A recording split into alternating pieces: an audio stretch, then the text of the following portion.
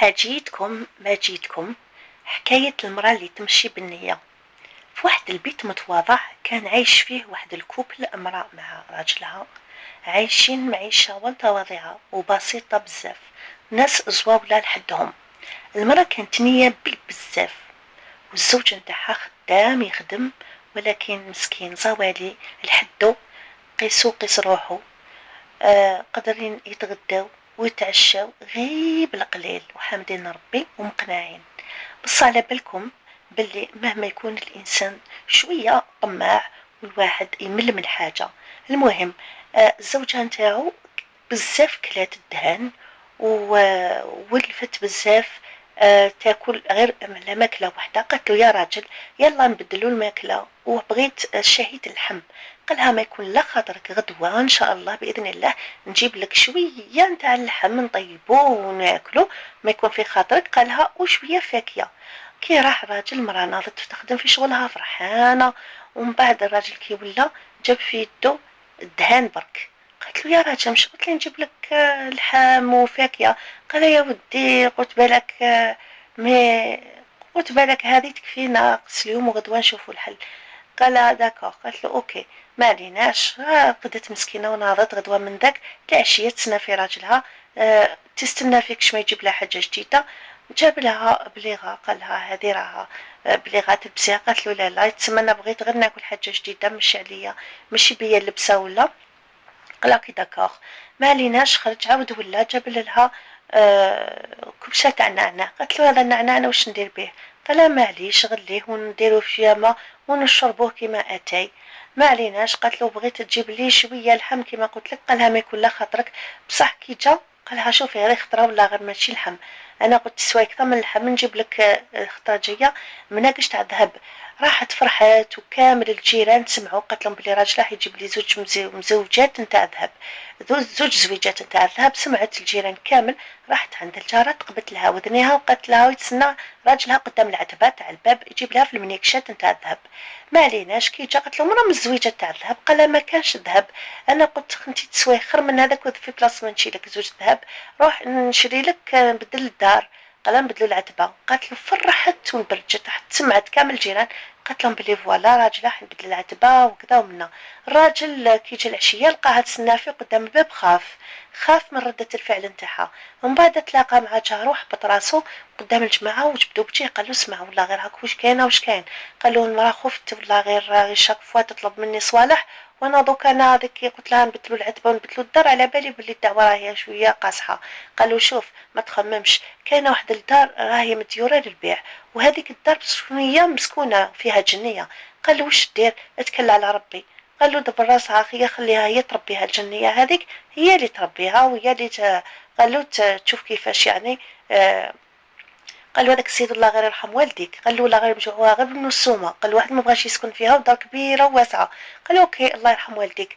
قال يا مرا كي وصل الدار قال لها روحي غمي فازي لما يقشك فازي. قال لها يلا غاولي لما يقشك وجدي ومشي نروحو نرحلو نبدلو العتبه ونبدلو البلاصه ونروحو واحد الدار راني دبرتها ويلا. قالت له فرحانه غير تغني وترقبنا وهي فرحانه، ما على بالهاش باللي راجلها راح يدير لها عفسه.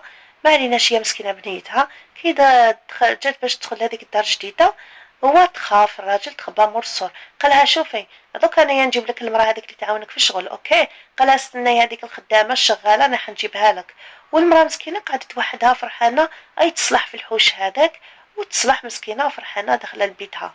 ومن بعد تدور وتلقى واحد المراه تخزر فيها، ويا ما عمبالاش بلي جنيه. عمبالها المراه اللي بعثها راجلها قالها راني جايب امراه وحده تخدم لك الشغل تعاونك. هي عمبالها راجلها اللي بعثها شافتها قاعده تخزر فيها. قالت لها سمعي، قالت لها سمعي انا راجلي ما بعثكش باش تبقاي تخزري فيا.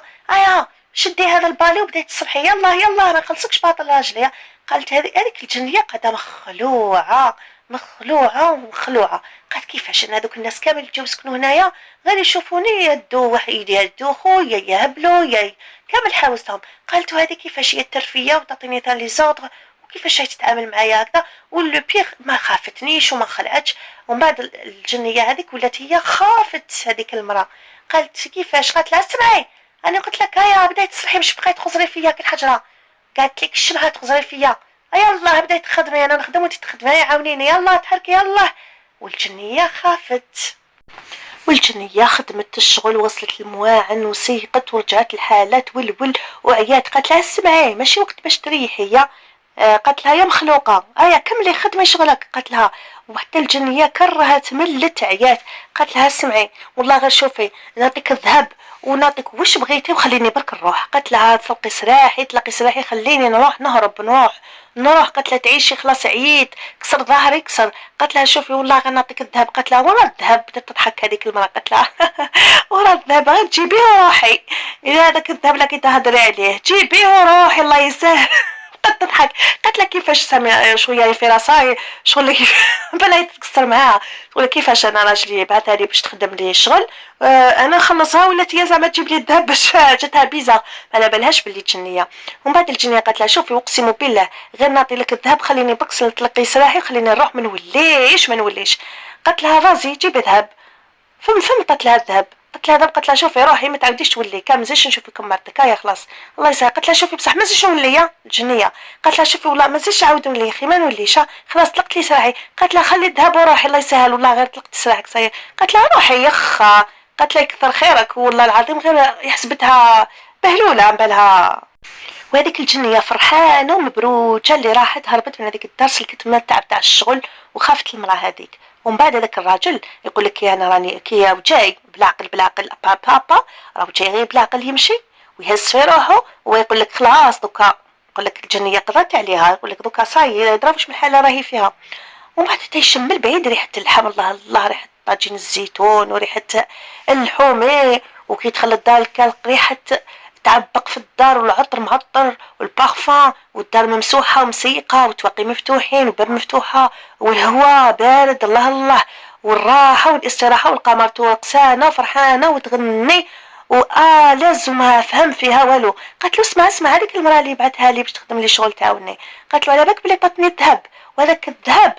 قالت له رحت بيه شريت قضيت بدلته وبعته. قالت له شريت اللحومي والشحومي وتكسيت ومازالوا الدراهم مخبيين والذهب مازال له شويه مخبي. قال لها نستعرف بيك والله لا النيه تغلب الحيله.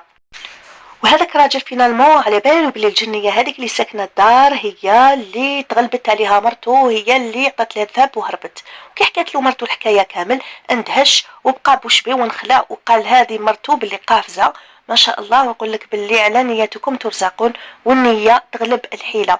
دوكا هادو كامل اللي جاو يسكنوا في هذيك الدار كامل يمشوا بالحيله وكامل غلبتهم الجنيه. وهذه المراه اللي تمشي بنيتها هي اللي غلبت الجنيه غير بالنيه نتاعها. علاش يقول لك مهما تعيش الحيله النيه اللي تغلب. وانتم البنات ان شاء الله تكون عجبتكم هذه الحكايه حكايه المراه اللي تمشي بالنيه.